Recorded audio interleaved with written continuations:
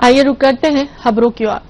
भोपाल के कुशाभाऊ ठाकरे सभागार में उच्च शिक्षा, तकनीकी शिक्षा और आयुष विभाग मंत्री इंदर सिंह परमार ने प्रेस वार्ता में अपने विभाग की बीते 2 वर्षों की उपलब्धियों और आगामी योजनाओं की जानकारी दी है। उन्होंने राष्ट्रीय शिक्षा नीति 2020 के प्रभावी क्रियान्वयन, नवाचारों और छात्र हितैषी योजनाओं पर विशेष चर्चा की।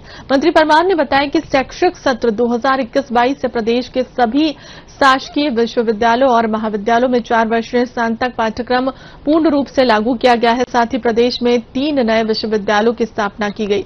प्रदेश के प्रत्येक जिले से एक महाविद्यालय का चयन, कुल 55 महाविद्यालयों को प्रधानमंत्री कॉलेज ऑफ एक्सीलेंस के रूप में विकसित किया गया है।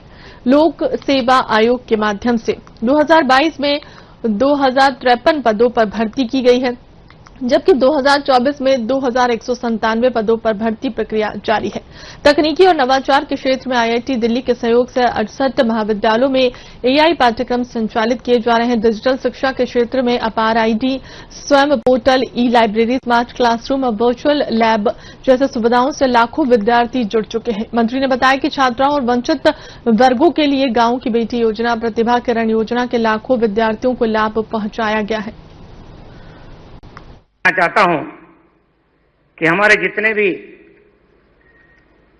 आयुष के सेंटर है उनमें हमने भर्ती करने का क्रम बहुत तेज गति के साथ बढ़ाया और लगभग 600 आयुष में पूरे में, आयुर्वेद भी जिसमें यूनानी भी है और होम्योपैथिक भी है, 600 हमने चिकित्सकों की भर्ती की है। मेरे ख्याल से 596 करके संख्या आ रही है। लगभग 600 की हमने भर्ती उसमें कर ली है। आने वाले समय में हम नए पदों का भी सृजन किया है, जितने नए अस्पताल मैंने बताया उनका, और उनकी भी हम भर्ती क्रम चलाने वाले हैं। भर्ती को लेकर हमारे मुख्यमंत्री जी का बहुत आग्रह है, इसलिए हमने हायर एजुकेशन में भर्ती की, हमने आयुष में भर्ती कर रहे हैं और की है, लगातार भर्ती करते रहेंगे। टेक्निकल एजुकेशन में भी हमने भर्ती करने का क्रम को आगे बढ़ा रहे हैं। आने वाले समय में जो हमारे पॉलिटेक्निक कॉलेज, इंजीनियरिंग कॉलेज जो वैसे सोसाइटी के द्वारा संचालित है, लेकिन एक नीति बना करके हम एक साथ सबकी भर्ती करें और जितनी जिसके महाविद्यालय को आवश्यकता उतने हम पदों को वहां दे देंगे, ताकि भर्ती का काम एक साथ उनका पूरा हो जाए। उस पर हमारे विभाग, तकनीकी शिक्षा विभाग काम कर रहा है। तो मैं केवल इतना ही कहूंगा कि हम हर जगह पर सबकी चिंता करते हुए, कर्मचारियों के भी कुछ इशू है, उनका भी हम समाधान की ओर आगे बढ़े हैं। एक बात और सामान्यतः लोग पूछते हैं, जगह जगह जाते हैं, तो उसका भी मैं अपनी ओर से बताना चाहता हूं। मध्य प्रदेश ने नीतिगत रूप से जो हमारे अतिथि विद्वान हैं उनकी चिंता करने का निर्णय किया है।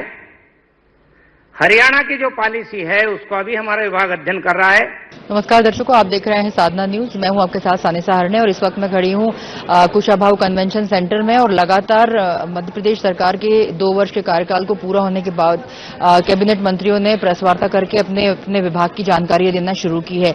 आज तकनीकी शिक्षा विभाग, उच्च शिक्षा विभाग और आयुष विभाग के मंत्री इंदर सिंह परमार ने प्रेस वार्ता की और अपनी प्रेस वार्ता के दौरान उन्होंने पत्रकारों के प्रश्नों के जवाब दिए और अपने आने वाले 3 सालों के कामों का जो करने वाले हैं वो अपने विभागों में उसका ब्यौरा दिया कि कैसे आने वाले 3 साल वे काम करेंगे और विगत 2 वर्षों में उन्होंने क्या काम किया उसका ब्यौरा भी दिया।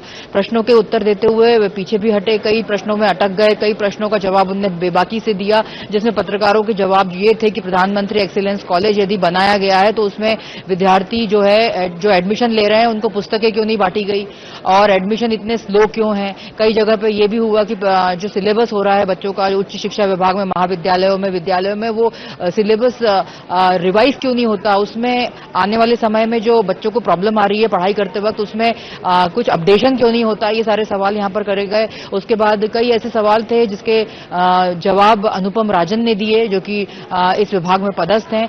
और ये प्रेस वार्ताएं ये बता रही हैं कि विभाग किस तरह से काम कर रहे हैं। आने वाले समय में कई विभाग, कई मंत्री अपनी प्रेस वार्ता करेंगे और लगातार मुख्यमंत्री डॉक्टर मोहन यादव अपने 2 साल के कामकाज कामकाज का ब्यौरा देने के लिए उन्होंने अपने कैबिनेट के मंत्रियों को कहा है कि वे अपने अपने विभागों की उपलब्धियां पत्रकारों से साझा करें, ताकि हम पत्रकार जो हैं सब ये बातें मध्य प्रदेश की जनता से साझा करें, उनको बताएं कि हर विभाग का मंत्री किस तरह से काम कर रहा है। अगर हम बात करें उपलब्धियों की तो 2021-22 में प्रदेश के समस्त जो शासकीय विश्वविद्यालय थे, महाविद्यालय थे, उसमें 4 वर्षीय स्नातक पाठ्यक्रम पूर्ण रूप से लागू किया गया है।